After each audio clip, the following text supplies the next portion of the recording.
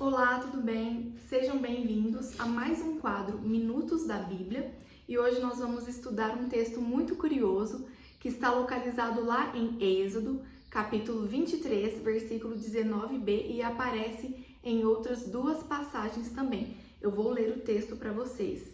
O texto nos diz: não cozerás o cabrito no leite de sua mãe. Você já se deparou com este versículo alguma vez em que leu a Bíblia? Ele também aparece em outras duas passagens que são Êxodo 34, versículo 26b e Deuteronômio capítulo 14, versículo 21b.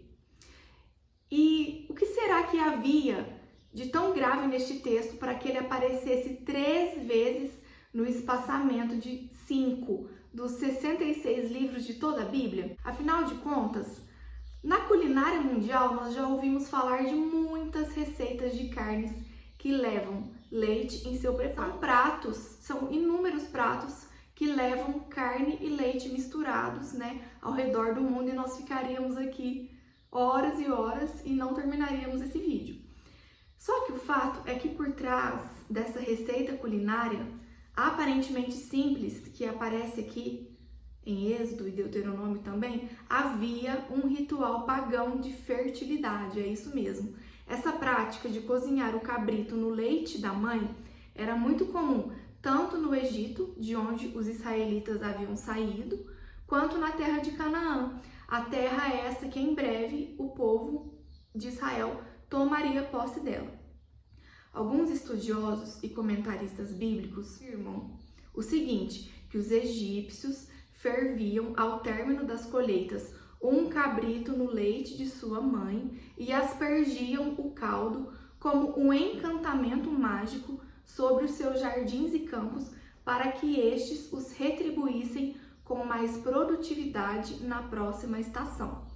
Nós também temos uma citação do estudioso Russell Norman Champlin que diz que no politeísmo, o que é politeísmo? Vários deuses, No politeísmo da terra de Canaã e da Mesopotâmia, era uma prática aceita sacrificar um animal cozinhando-o no leite. Trazendo essa proibição para a nossa vida diária prática, nós podemos extrair deste versículo pelo menos 2 ensinamentos muito importantes que o próprio Deus quis passar para o seu povo, que seriam esses.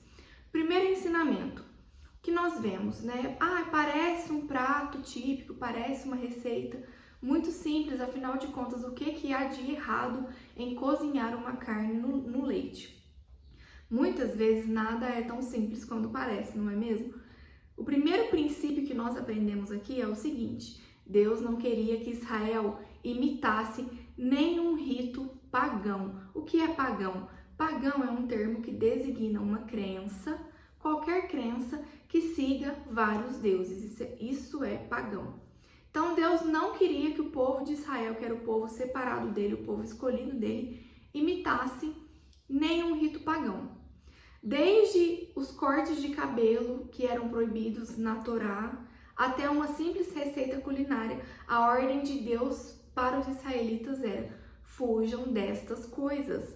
O Senhor queria que o seu povo permanecesse um povo sendo separado e santo, e que os costumes pagãos não fossem imitados em espécie alguma, pois ele sabia que o envolvimento íntimo com os povos vizinhos iria acabar em um emaranhado de pecados que envolveram ali Israel a tal ponto que eles foram levados para o cativeiro babilônico ali por volta de 587 a.C., quando Nabucodonosor II invade Israel e leva todos os israelitas ali que permaneceram vivos, eles são levados cativos para a Babilônia. Então, este é o primeiro princípio. Deus não queria o povo dele misturado com os costumes, por mais simples que aparentemente fossem, de outros povos, de outras terras, dos povos pagãos.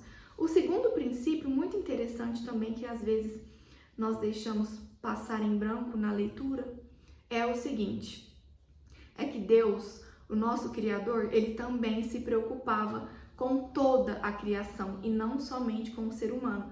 E essa preocupação de Deus também incluía os animais. Alguns estudiosos também afirmam que neste ritual, esse filhote de cabrito, ele era fervido vivo no leite da mãe e que a sua morte ali naquele momento era um sacrifício, aceito ali nas culturas pagãs, como nós vimos agora mesmo. Então, finalizando esse nosso pequeno estudo dessa passagem de hoje, eu gostaria de levar você a refletir nesses próximos instantes em algo.